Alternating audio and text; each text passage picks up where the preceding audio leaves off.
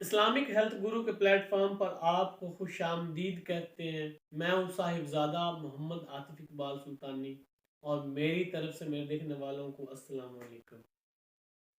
جیسا کہ ہم نے سلسلہ شروع کیا ہوا ہے حکایات سعدی کا، تو آج کی حکایت میں شیخ سعدی رحمۃ اللہ علیہ فرماتے ہیں کہ ملک ایران کا ایک بادشاہ تھا، اور وہ بہت ظالم بادشاہ تھا۔ اس کو کبھی اپنی رعایا پر ترس نہیں آیا۔ وہ ہمیشہ اپنی رعایا سے مال بٹورتا اور انہیں دکھ درد تنگی دیتا۔ لیکن آپ کو پتہ ہے کہ کفر کی حکومت تو چل سکتی ہے، کفر کا نظام چل سکتا ہے، لیکن ظلم کا نظام نہیں چل سکتا۔ کوئی کسی کی تنگیوں کو، سختیوں کو کتنی دیر برداشت کرتا ہے؟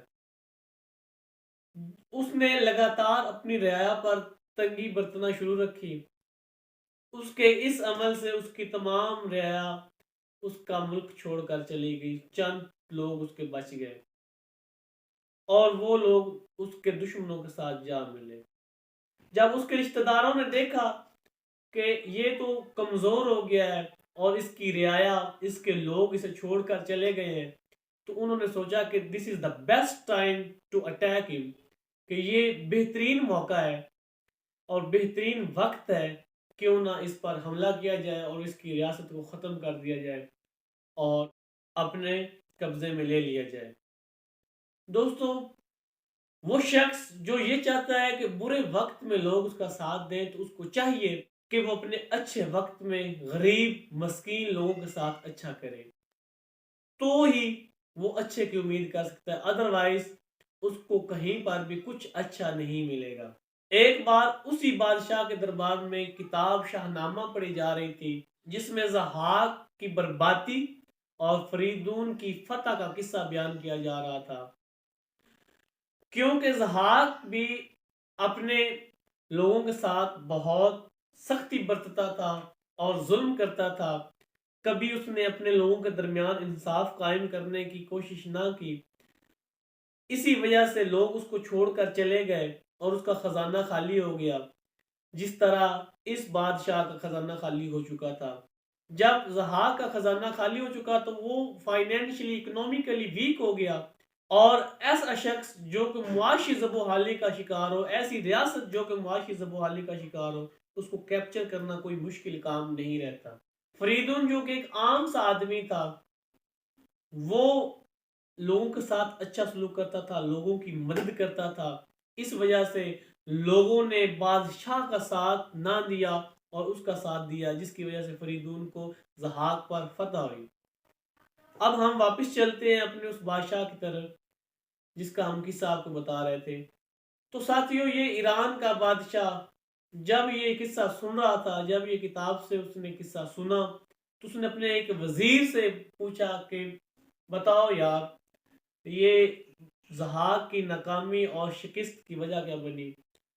تو وزیر بہت صاف گو تھا، اس نے کہا کہ باش سلامت ضحاک اپنے لوگوں پر سختی کرتا تھا، ظلم کرتا تھا، اور انہیں طرح طرح کی پریشانیاں دیتا تھا، جس کی وجہ سے لوگ اسے چھوڑ کر چلے گئے، اور فریدون اس کے برعکس لوگوں کی مدد کرتا تھا، ان کے دکھ سکھ میں شریک ہوتا تھا، جس کی وجہ سے لوگوں نے اس کا ساتھ دیا۔ تو ایسا نہ ہو کہیں آپ پر بھی یہ دن آ جائے۔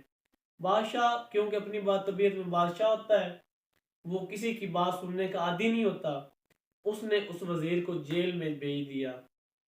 کچھ دن گزرے تو اس کے رشتہ داروں نے اس کی سلطنت پر حملہ کر دیا اور اس کو بڑی آسانی سے تخت سے سائڈ پر کر دیا اور اس کی حکومت کو خود سنبھال لیا۔ اس طرح وہ بادشاہ اپنی حکومت سے جاتا رہا۔ اس حکایت سے ہمیں سبق کیا ملتا ہے؟ اس حکایت سے ہمیں یہ سبق ملتا ہے کہ اپنے اچھے وقت میں ہم اپنے آپ کو یاد رکھیں۔ یہ عہدے، یہ رتبے، یہ آج ہیں، کل نہیں ہیں۔ زندگی نشیب و فراز کا نام ہے، اور اپس اینڈ ڈاؤنز آتے ہیں۔ ہر وہ چیز جس کا کلائمیکس ہے، اس کا اینٹی کلائمیکس ضروری ہے۔ تو ہمیں اپنے کلائمیکس میں، اپنے بیسٹ ٹائم میں کوشش کرنی چاہیے کہ ہم کچھ نہ کچھ ایسا کر جائیں جو ہمیں ہمارے برے وقت میں فائدہ دے. ہم کوئی اپنی ایسی لیگیسی چھوڑ جائے کہ لوگ برے وقت میں ہمارا ساتھ دینے کے لیے تیار ہوں اور ان کے پاس اس کے علاوہ کوئی آپشن نہ ہو. نہ کہ اچھے وقت میں ہمارا کردار ایسا ہونا چاہیے کہ لوگ ہم سے پناہ مانگے اور ہمارے لیے بد دعائیں کریں. اگر آپ ایسا کریں گے تو وہ دن دور نہیں جب آپ کا عروج ختم ہو جائے گا، بلکہ ایسی صورتحال میں آپ اپنا عروج زیادہ ٹائم مینٹین رکھ ہی نہیں سکتے. آپ کا عروج لوگوں کی طاقت سے ہے، آپ کا عروج لوگوں کے ہونے سے ہے، آپ کا عروج اپنے کردار سے ہے. تو کوشش کریں کہ لوگوں کو ہماری وجہ سے تکلیف نہ ہو اور یہی لوگ برے وقت میں ہمارا ساتھ دیں.